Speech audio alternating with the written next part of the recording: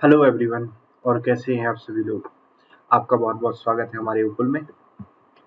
Continue करेंगे हम लोग इतने इस टॉपिक को, linkages between development and extremism. आज जो हम लोग देखेंगे that is the CPI Maoist के बारे में।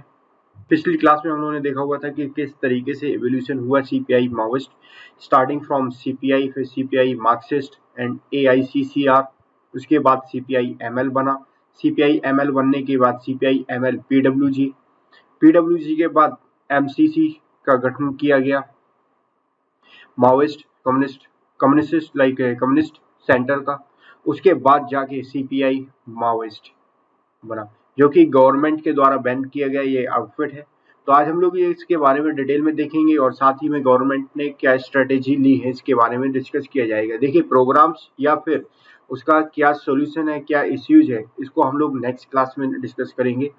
तो चलिए शुरू करते हैं। स्टार्ट करने से पहले अगर आपने हमारा टेलीग्राम चैनल को ज्वाइन नहीं किया है तो टेलीग्राम चैनल ज्वाइन करना मत भूलिएगा, जिसका लिंक डिस्क्रिप्शन बॉक्स में दिया गया है। साथ ही में अगर आपने इस चैनल को सब्सक्राइब नहीं किया है और बेल आइकन सब्सक्राइब कर लिया लेकिन बेल आइकन को प्रेस नहीं किया है ताकि आने वाली क्लास की इन्फॉर्मेशन आपको नहीं मिल रही है, तो बेल आइकन को प्रेस करना मत भूलिएगा and don't forget to subscribe this channel. तो चलिए शुरू करते हैं। देखिए, सीपीआई माओइस्ट के इन्होंने ये बोला था कि अब हमारे जो एक नई क्लास एनिमीज होंगे, वो नए जो एनिमीज जो होंगे, पहले लैंडलॉर्ड्स थे, लेकिन अब इन्होंने बोला नहीं, लैंडलॉर्ड्स की जगह नहीं, हम लोग क्या करेंगे, जो न्यू क्लास के जो एनिमी होंगे, न्यू क्लास एनिमीज, इनके जो दुश्मन बन गए हैं, वो ये बोल रहे हैं कि अब हमारे जो दुश्मन है वो पॉलिटिशियन है। क्योंकि क्या हुआ कि पॉलिटिशियन ज्यादातर ये देखने को मिला था शुरू के टाइम में, जितने भी बड़े जमींदार थे, लैंडलॉर्ड्स थे, उन्होंने क्या अपने आप को कन्वर्ट कर दिया पॉलिटिशियन में। तो उन्होंने ये बोला कि अच्छा, ये इसमें जा रहे हैं तो हम लोग भी इन्हीं लोगों को टारगेट करेंगे। टारगेट कैसे करेंगे, इन्होंने ये बोला, देखिए हम लोग जो पहले वेपन्स को यूज करते थे, अब मॉडर्न वेपन्स को यूज किया जाएगा। मॉडर्न वेपन्स का यूज करके हम लोग इनको टारगेट करेंगे। पहले जो वेपन्स होते थे जैसे कि लाठी हुई, कुल्हाड़ी हुआ, ये सारे फरसा एंड सो ऑन। अब इन्होंने बोला मॉडर्न वेपन्स। अब मॉडर्न वेपन्स आएगा कहाँ से, क्योंकि हमारी तो बैंड आउटफिट है। तो इन्होंने बोला कि देखिए 5% जो होगा वो सेल्फ मैन्युफैक्चर्ड किया जाएगा, 5% जो होंगे वो क्या होंगे, सेल्फ हम लोग खुद बनाएंगे। और जो 95% होंगे, इन 95% को हम लोग कहाँ से लेंगे, सिक्योरिटीज जो फोर्सेस होंगे उनसे लूट कर, looting from securities personal,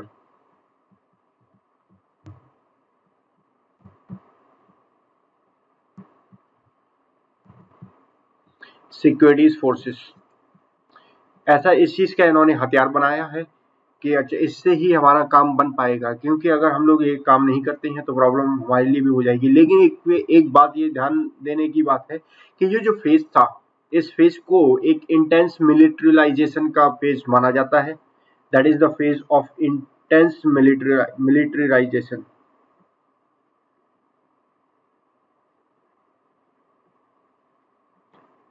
phase of intense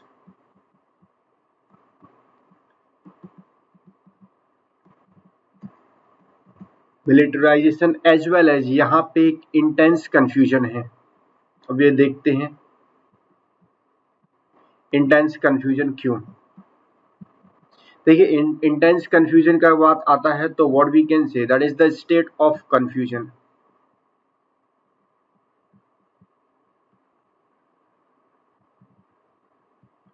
क्योंकि देखिए, प्रॉब्लम यहाँ पे ये उठ रही है कि 2000 इनका कोई भी लीडरशिप नहीं है, इसमें कोई भी लीडर नहीं है, एज वेल एज जो like what we can say, इनके जो लोग हैं यहाँ पे भी डिसइंटीग्रेशन देखने को मिल रहा है इनके लोगों में ही। तो क्या है, इनका 2011 में जब ये आई हुई थी तो 2011 में ये फ्रंट ऑर्गेनाइजेशन बना हुआ था। हम बात करते हैं 2011 में, तो ये क्या था, फ्रंट ऑर्गेनाइजेशन था इन 2011, फ्रंट ऑर्गेनाइजेशन।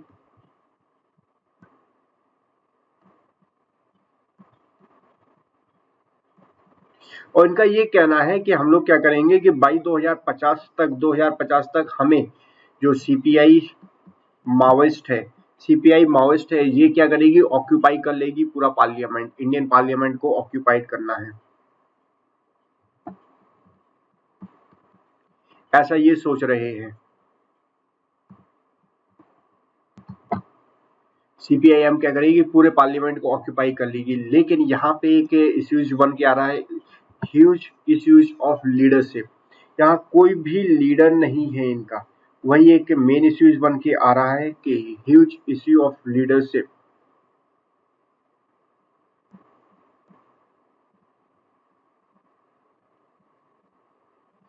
अगर लीडर ही नहीं है, you can just take the example of one of the political party Congress. Congress में लीडर ही नहीं है, तो उसकी वजह से प्रॉब्लम्स, उनके बीच में ही डिसइंटीग्रेशन देखने को मिल रहा है। देखिए, ये लीडर ना होने, ह्यूज इश्यू ऑफ लीडरशिप की जो प्रॉब्लम बन के आ रही है, तो अगर ये प्रॉब्लम देखा जाए, ये कौन किसका व्यू है, ये गवर्नमेंट का व्यू है। वो लोग सीपीआई माओइस्ट ये नहीं बोलते हैं, सीपीआई माओइस्ट ऐसा नहीं कहते हैं कि हमारे पास कोई भी लीडर नहीं है। ऐसा गवर्नमेंट का सोचना है कि देखिए, इनकी जो सीपीआई माओइस्ट, यहाँ पे कोई भी लीडर नहीं है, लीडर ना होने की वजह से नो लीडर, लीडर ना होने की वजह से क्या हो रहा है, डिसइंटीग्रेशन देखने को मिल रहा है, as well as fragmentation, disintegration as well as fragmentation.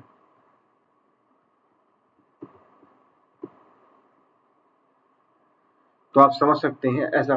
तो लेकिन जब गवर्नमेंट ने ऐसा बोला है कि इनके पास कोई भी लीडर नहीं है, जो ये बोल रहे हैं ये सब ऐसा ही है वैसा ही है, तो इनने क्या किया, दो पर्सन थे, आपने एक का तो काफी ज्यादा नाम सुना होगा, एलेक्स पॉल मैनन, और दूसरे जो पर्सन थे, आर विनील कृष्णा। इन दोनों पर्सन तो दोनों ऑफिसर थे, इन दोनों ऑफिसर को अबडक्ट कर दिया गया था। R Vineel Krishna and Alex Paul Menen.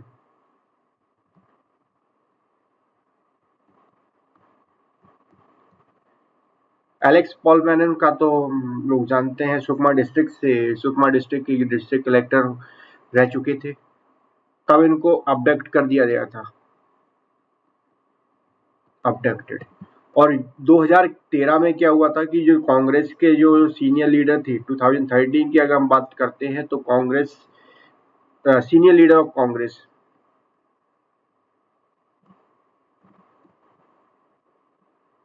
In senior leader को ही मार दिया गया था इन छत्तीसगढ़, किल्ड।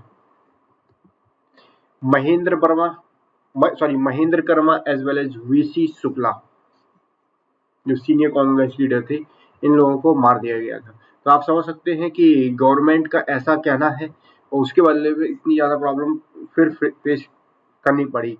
अब इश्यूज क्या हो जाता है, इश्यूज ये हो जाता है कि इनका कोई भी फ्यूचर गोल नहीं है, इनका क्या आगे क्या इश्यू लाइक बनता है, कोई भी फ्यूचर गोल नहीं है। फ्यूचर गोल ना होने की वजह से एक कोई क्या करते हैं, ये पोस्ट मॉर्टम अप्रोच का यूज करते हैं। जब भी कोई फ्यूचर गोल ना होता है, तब उसके बाद ये क्या, इसके द्वारा क्या किया जाता है, future like post mortem approach का इस्तेमाल करते हैं।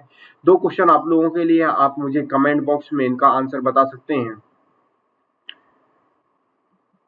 ये जो दो क्वेश्चन है, पहला है कि how is it regulated, I mean how is it is related, how is it related to past, ये पास्ट से कैसे रिलेटेड है। और दूसरा, is there anything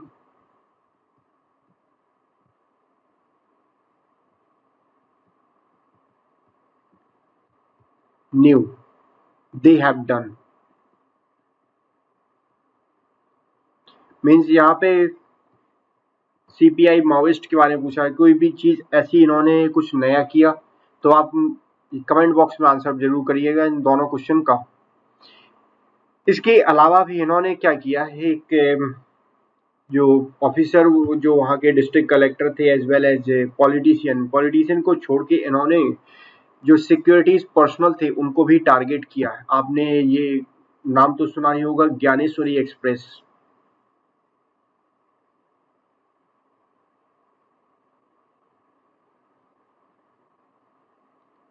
Dnyaneshwari express.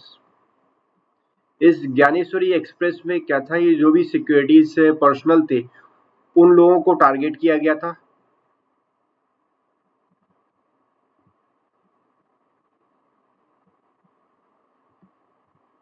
Were targeted. और कोई भी, लेकिन इनकी देखिए, अगर हम लोग स्ट्रेटेजी के बारे में बात करते हैं कि क्या स्ट्रेटेजी लगते हैं इनका, इनकी कोई भी ऐसा स्ट्रेटेजी नहीं है, कोई भी प्रिवेंटिव स्ट्रेटेजी अप्लाई नहीं करते हैं। No preventive strategy.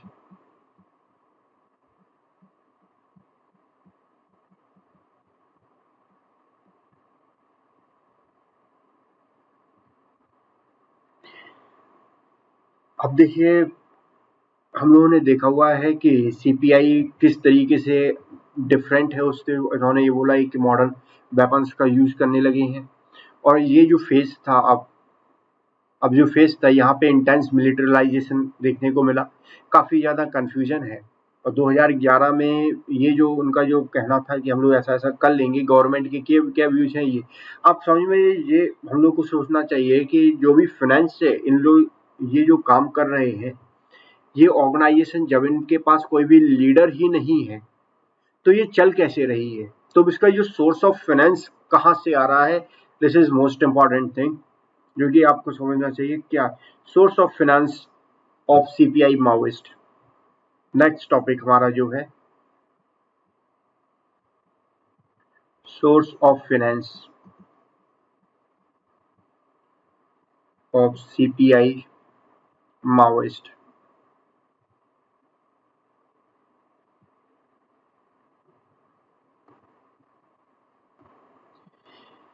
देखिए, 2000 रिपोर्ट आई हुई थी 2007 में। इस 2007 में जो रिपोर्ट आई हुई थी इंटेलिजेंस ब्यूरो की, इस इंटेलिजेंस ब्यूरो ने ये बोला गया था कि इस रिपोर्ट का टाइटल दिया जाए are financial strategy. Are financial strategy. इस रिपोर्ट में ये बोला गया था कि जो स्टेट्स है, स्टेट्स को लाइक कि क्या करते हैं, स्टेट एरिया कमिटी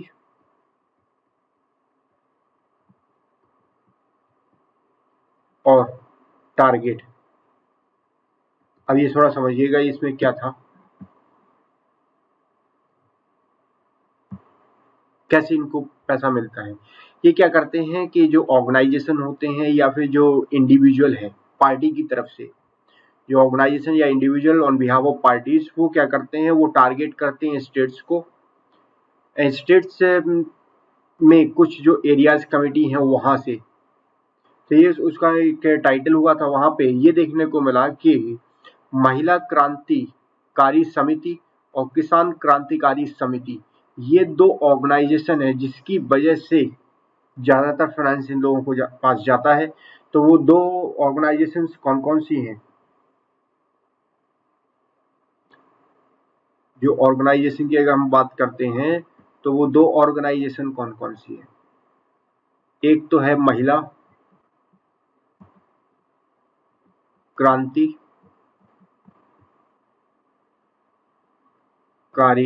समिति और दूसरा है किसान क्रांतिकारी समिति। इनको ये बोल दिया गया इस ऑर्गेनाइजेशन का अगर मेंबर बनना है तो मेंबर फी मिलेगा, एक मेंबर फी है। तो ये ऑर्गेनाइजेशन की, आप ये समझिएगा सोर्स ऑफ फाइनेंस आता कहाँ से है। तो एक तो मेंबरशिप फी, अगर आपको जो ऑर्गेनाइजेशन है इनको क्या है, इसके मेंबर बनना है तो बनने के लिए आपको पैसा देना पड़ेगा। इसके अलावा extortion, extortion cut from government scheme,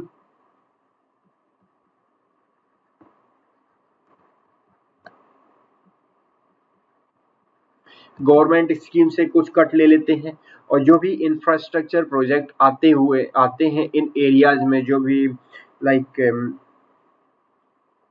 undeveloped areas हैं, वहां पे जो भी इंफ्रास्ट्रक्चर प्रोजेक्ट आएंगे वहां से भी इन लोगों को कट चाहिए, and they want cut from infrastructure project. इसके अलावा और कौन कौन से चीजें हैं ये समझ लिए। देखिए, आपको ये पता होगा कि तेंदुआ का तेंदू कल्टीवेशन, जो तेंदुआ कल्टीवेशन है वो ज्यादातर इन एरियाज में, जो नक्सल एरियाज है, जैसे उड़ीसा हुआ, West Bengal, Orissa, and then Chhattisgarh वाला जो एरियाज है, यहाँ पे तेंदुआ कल्टीवेशन ज्यादा होता है। तेंदुआ कल्टीवेशन के अलावा भी वो कांधामल टर्मरिक काफी ज्यादा वहाँ का फेमस है, कांधामल टर्मरिक। तो ये इन सब कल्टीवेशन से भी उनको पैसा देखने को मिलता है। तो तेंदुआ कल्टीवेशन, तेंदू कल्टीवेशन, आईएसआई हवाला के जरिए, आईएसआई ऑफ पाकिस्तान थ्रू हवाला नेटवर्क। इसके अलावा और कौन कौन से हैं अगर हम बात करें, there are so many other sources जहां से जो फाइनेंस मिलता है इस ऑर्गेनाइजेशन को।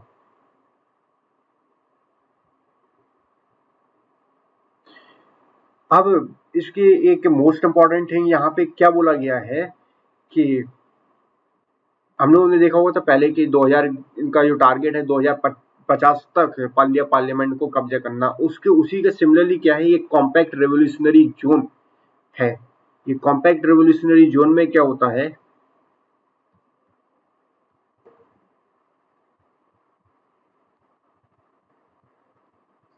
कॉन्टेक्ट रेवोल्यूशनरी जोन, इस जोन में ये क्या करते हैं, एक पैरेलल एडमिनिस्ट्रेशन प्रोवाइड किया जाता है, रन पैरेलल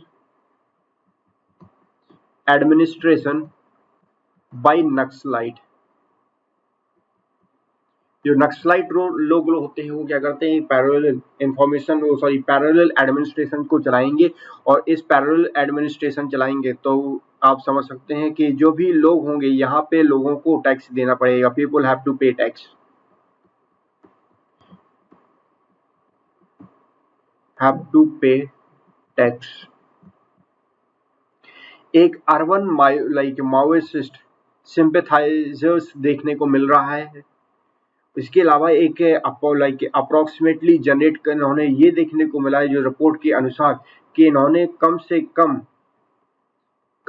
कम अप्रोक्सीमेटली 150 करोड़ रुपए जो है वो जनरेट किए हुए हैं।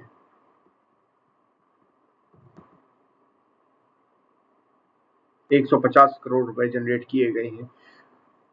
और ये क्या करते हैं, जो 150, ये क्या करें, इनको डायरेक्ट यूज के लिए लगा दिया जाता है, put to direct use.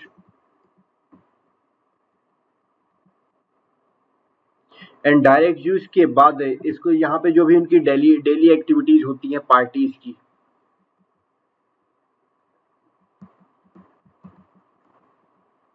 To party, उसके लिए इसको पैसा लाया जाता है। एंड फाइनेंशियल इंक्लूजन की वजह से गोल्ड,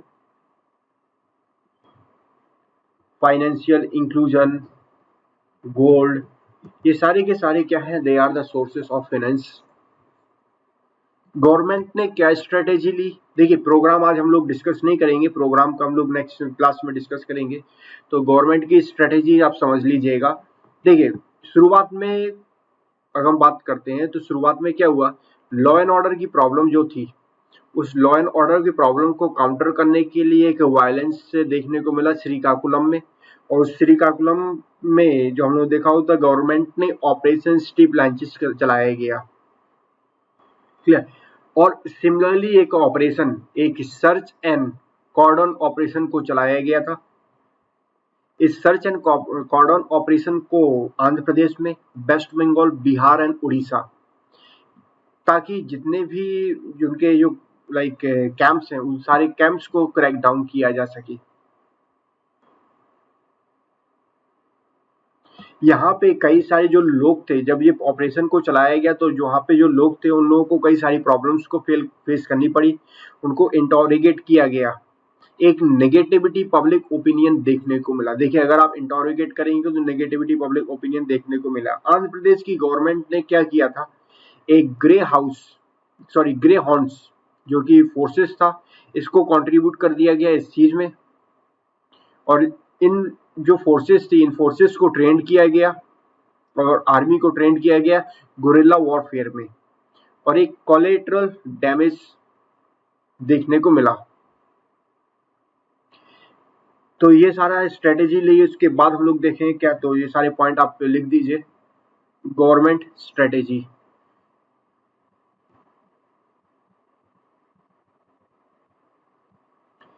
देखिए गवर्नमेंट स्ट्रेटेजी हम लोगों ने पहले तो वो वाला तो देख ही लिया था पिछली क्लास में, श्रीकाकुलम में जो भी चलाया गया था ऑपरेशन, ये हम लोगों ने पिछली क्लास में देख लिया, तो we don't need to write much about it. Operation steeplechase. अब इसके लेकिन जो दूसरा ऑपरेशन चलाया गया आंध्र प्रदेश में, वेस्ट बंगाल, बिहार एंड उड़ीसा, ये 4 राज्य में जो ऑपरेशन चलाया गया, इस ऑपरेशन का नाम सर्च एंड कॉर्डन ऑपरेशन।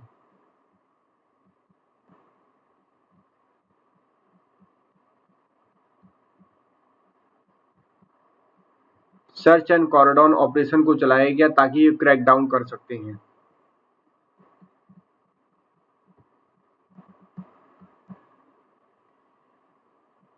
अब क्या हुआ यहाँ पे लोगों, फिर जब ये ऑपरेशन चला तो इसकी वजह से क्या, जो लोग थे, people were having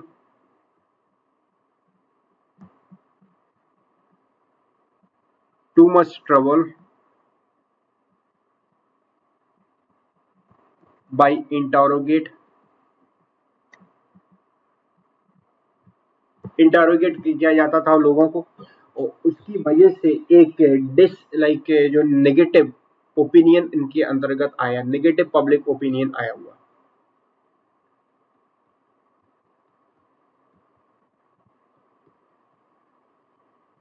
negative public opinion देखने को मिला। और आंध्र प्रदेश की गवर्नमेंट की हम बात करते हैं, स्पेशली फॉर आंध्र प्रदेश, यहाँ पे इन्होंने आर्मी और जो ग्रे हॉर्न्स थे द फोर्सेस,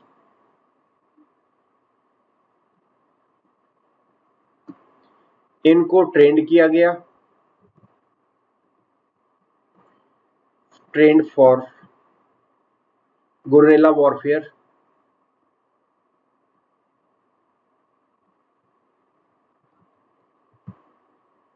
और गवर्नमेंट ने परस्यूट की जो भी प्रॉब्लम्स आ रही थी किसके, थ्रू सिक्योरिटी सेंट्रिक, वो सारी प्रॉब्लम्स को गवर्नमेंट ने सॉर्ट आउट किया। लेकिन 1995 टू 2000 में क्या हुआ था, इसके बारे में थोड़ा समझ लेते हैं। 1995 से लेके 2000,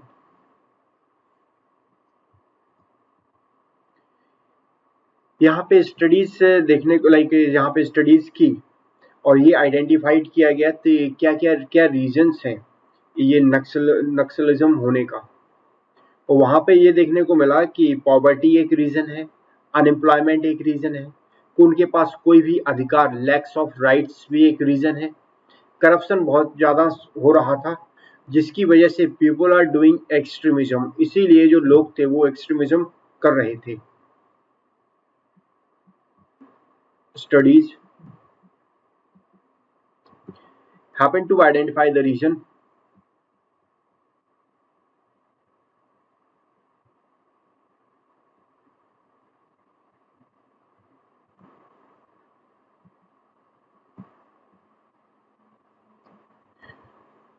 अब वो देखने को मिला क्या क्या,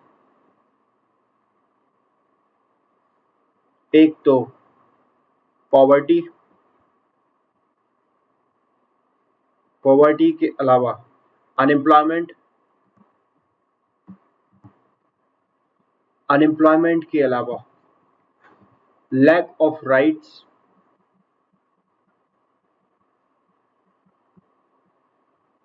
लेट्स एंड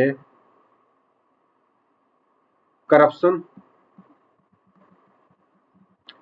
ये सारा बहुत तेजी से चल रहा था। इसकी वजह से दे आर द रीजन, ये जो रीजन थे जिसकी वजह से जो लोग थे, पीपल आर डूइंग एक्सट्रीमिज्म।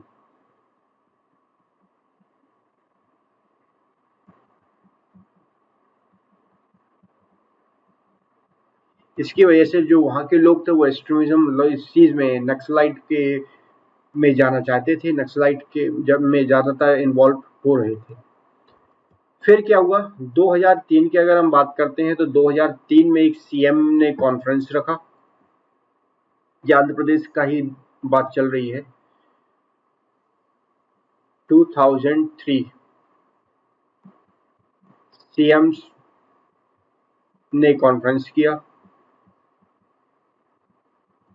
और यहाँ पे क्या देखने को मिला, एक शिफ्ट हुआ है कि सिक्योरिटी सेंट्रिक के बदले आप डेवलपमेंट कम सिक्योरिटी सेंट्रिक पे हम हमारी जो स्ट्रेटेजी होगी वो होगी यही चीज के डेवलपमेंट हम लोगों को पहले ध्यान देना, उसके बाद security centric.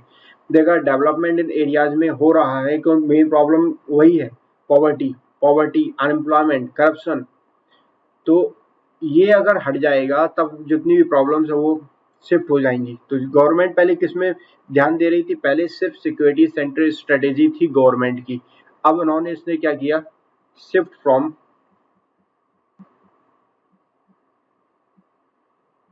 Securities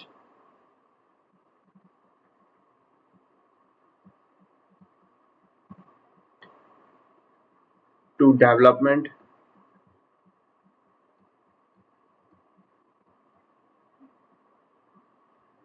come securities centric strategy.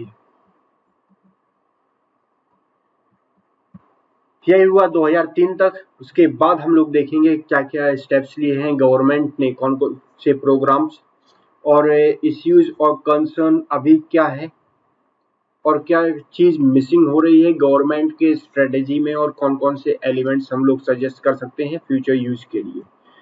So that's all for today. In the next class, we'll continue this thing, which is very important for your exam preparation. So if you haven't subscribed to our channel yet, please do it now. Also press the bell icon so that you get the notification of all our upcoming videos. And if you have any queries related to our content, that you can either write in the comment section below. I will personally reply to all your doubt and queries within 24 hours.